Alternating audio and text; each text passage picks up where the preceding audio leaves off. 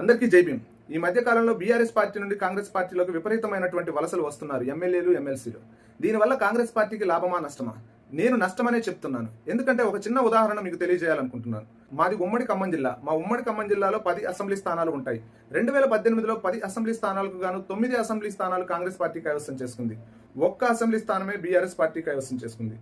అటువంటిది కొంతమంది ఎమ్మెల్యేలు అధికారం కోసమో, డబ్బు కోసమో, లేకపోతే పదవుల కోసమో పార్టీ మారారు.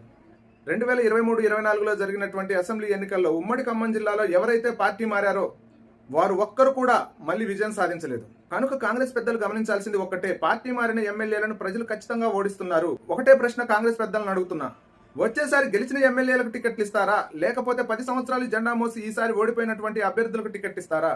ఎవరికి ఇచ్చినా అది ప్రమాదంగానే మారుతుంది. ఎందుకంటే కాంగ్రెస్ పార్టీ కార్యకర్తలు రెండుగా చీలిపోతారు. బీఆర్ఎస్ పార్టీ కార్యకర్తలు మాత్రం బలంగా అక్కడే ఉంటారు. దీనివల్ల ఈ చేరికల వల్ల ఖచ్చితంగా కాంగ్రెస్ పార్టీ